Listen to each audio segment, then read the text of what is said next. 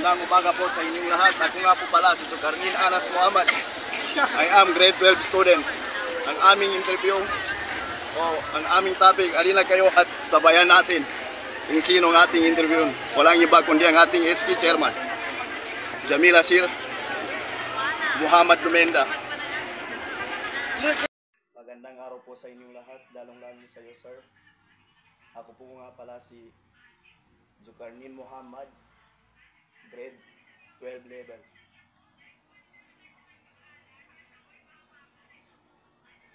Sa ngayon, sir, kumusta po kayo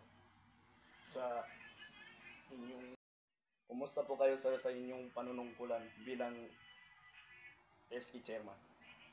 So, as you can see, no, na this video is for a chairman or the punong barangay of the barangay. So, as you can see, ako yung nandito, which is the SK chairman of the barangay, but which is I can consider also myself as a OIC or officer in charge when it comes kapag wala naman yung aming chairman. So okay, good day everyone. I am Jamila Sir Muhammad Lumenda, the current SK chairman of my barangay. So maayos naman ako so far. Maayos naman ang buhay ng community, or maayos naman yung functioning as the current SK ng aming barangay. So, yeah.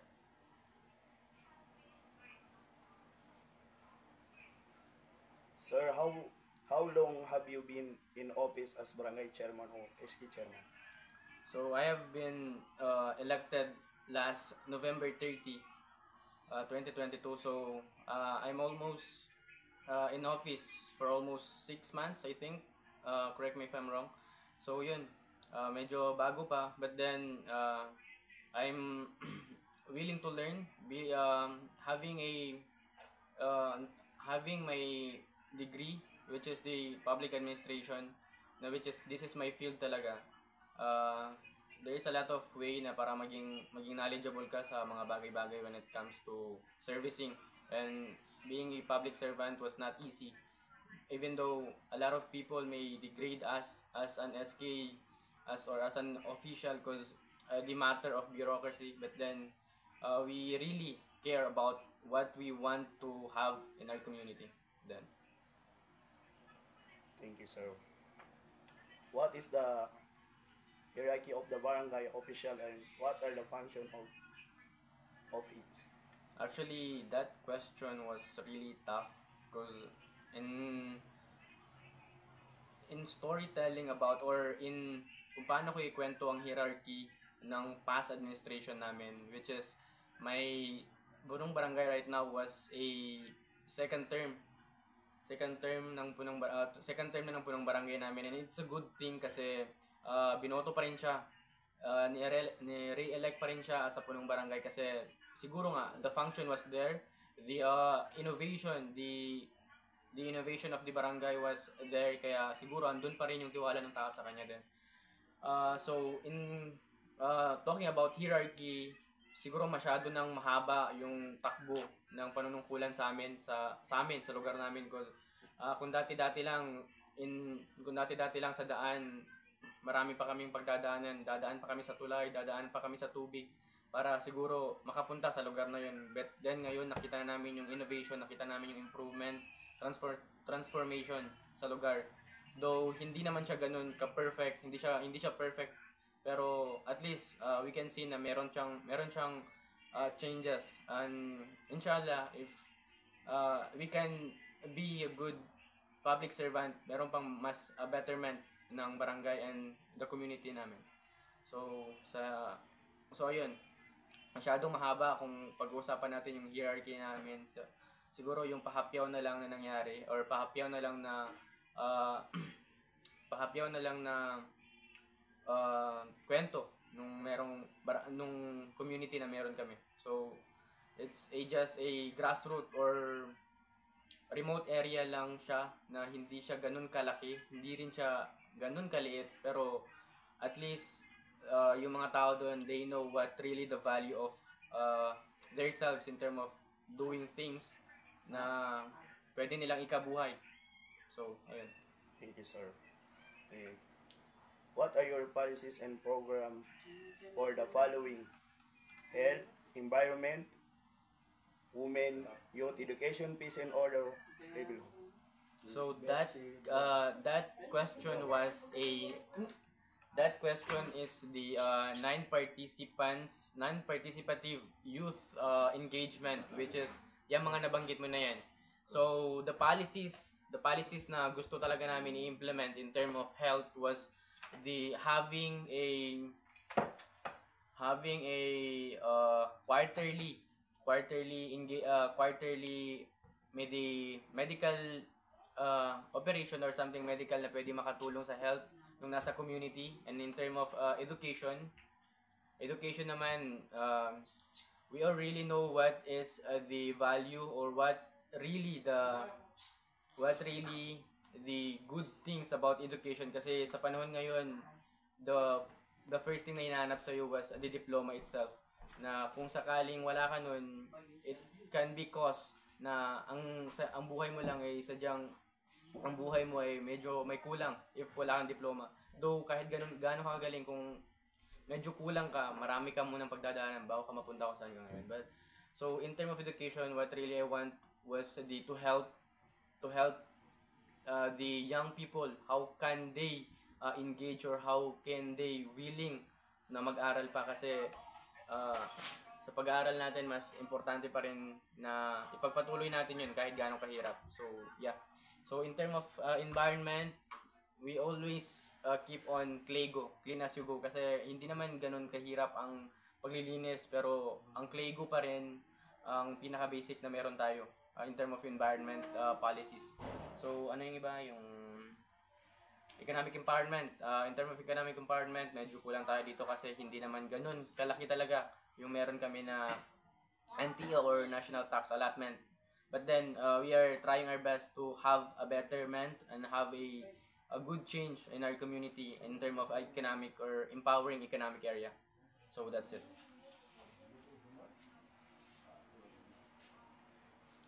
Okay, sir. Salamat, sir. Do you have any problems encountered regarding your policy and program implementation? If yes, what are the cause and how do you address them? Masyado tayong maraming hindi when it comes to implementing projects, hindi ganoon kadali yan. Though lahat ng project merong tamang proseso, hindi siya ganoon kadali kasi dadaan ka muna sa mga session, dadaan ka muna sa mga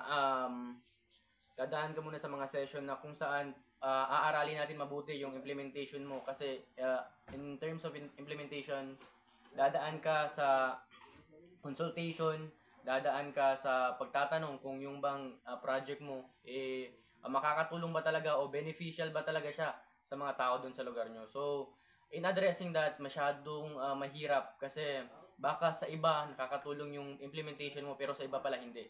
So that is the thing, na when it comes to implementing things, dapat talaga broad siya, dapat talaga alam yung objectives, dapat talaga na ibibigay mo yung rationale nung project na ini-implement mo, kasi that thing could help them na mas ma-enlighten sila kung bakit mo gustong mag-implement ng mga ganung project.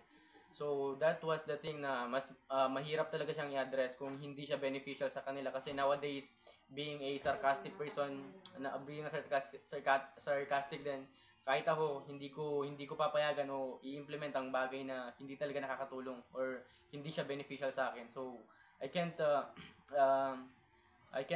di ko pwedeng sisihin yung tao na mga ganun na hindi siya beneficial yung mga implementation na mga ganun. So that's it. In addressing to all the implementation, kailangan mo lang talaga ng masusing consultation, ng masusing pag-aaral para mas tanggapin yung policy na gusto mong ipalabas.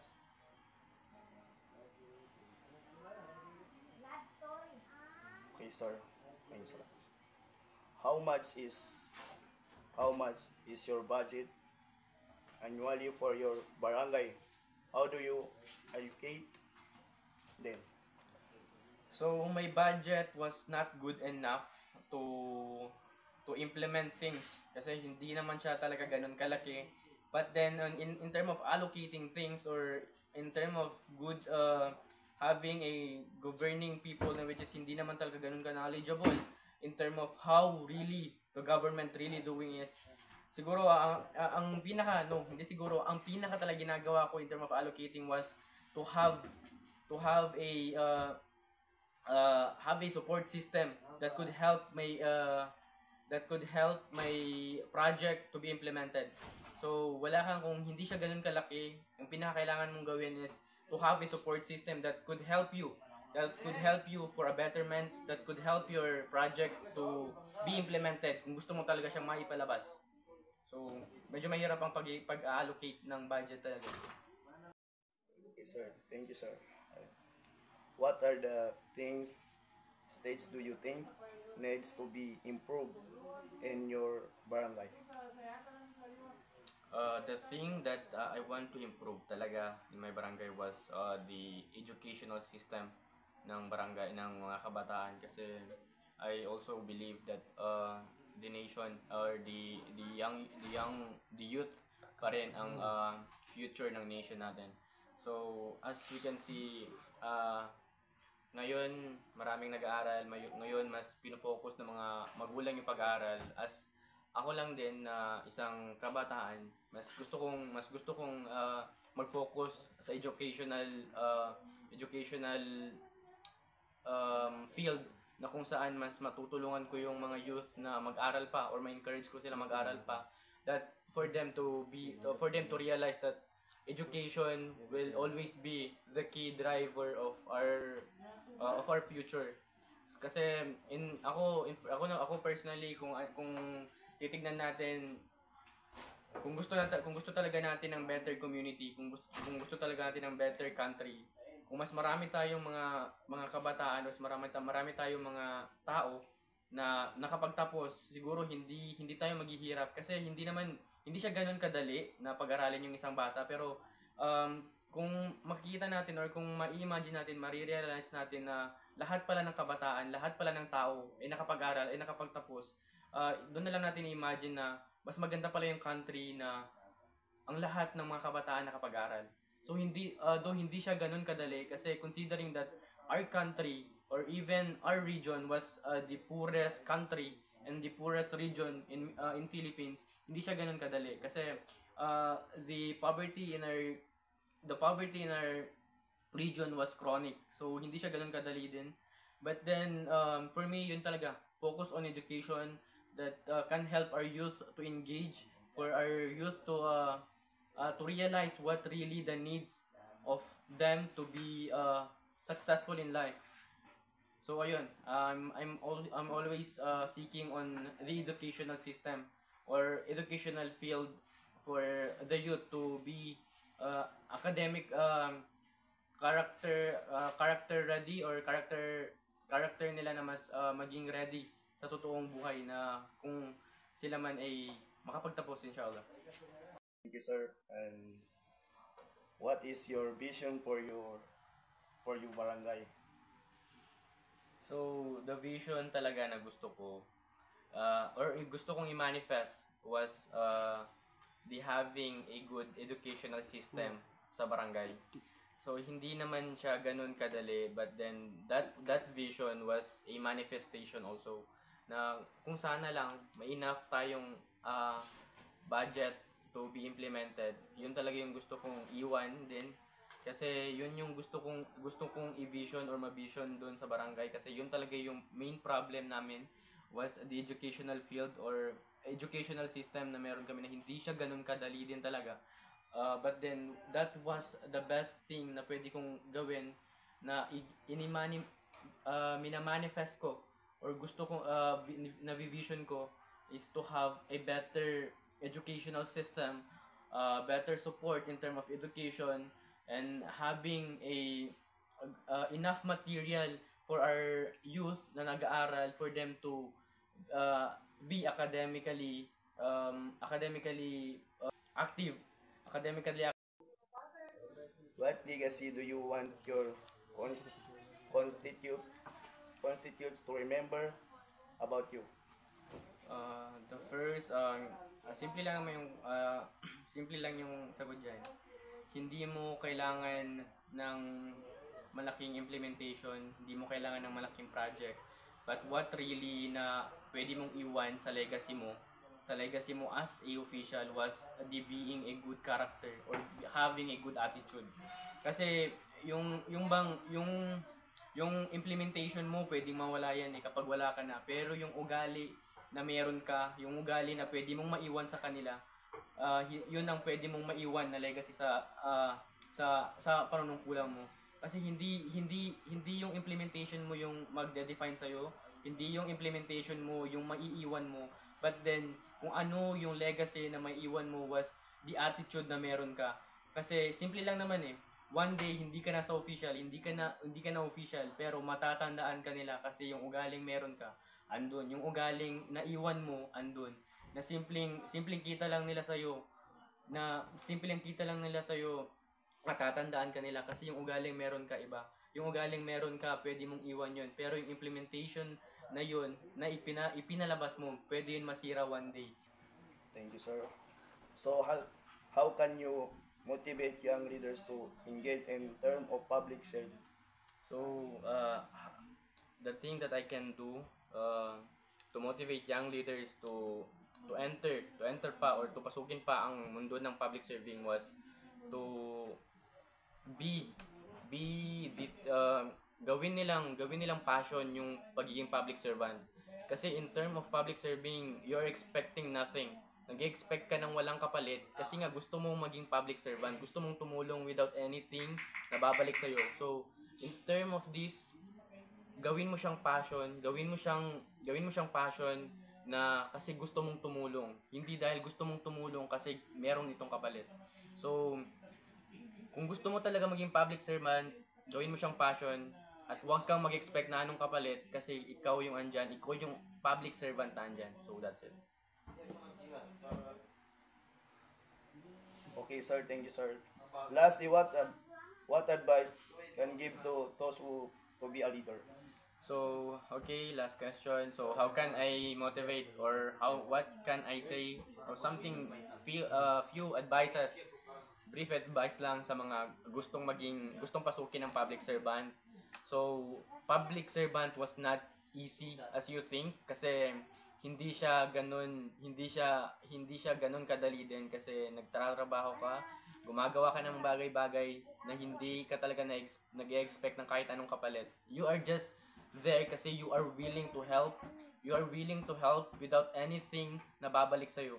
So, kung gusto mong pasukin ng public servant with fully commitment, dapat alam mo yung mga consequences na mapupunta sa'yo. So, public servant was not easy as you think kasi if you want to be a public servant, be passionate and be committed sa mga pwedeng mangyari sa'yo kasi hindi siya madali. At a moment, masasabi mong hindi siya madali kasi marami kang matatanggap na judgment kasi hindi porket meron ka nang nagawa, hindi kaya na walang masabi ang tao sa'yo. Meron at meron yan. So, dapat handa ka sa consequence na pwedeng mapunta sa'yo in term or in one day na andun ka na sa pwesto na yun. So, that's it. Be passionate and be responsible enough. So, Okay, thank you, sir.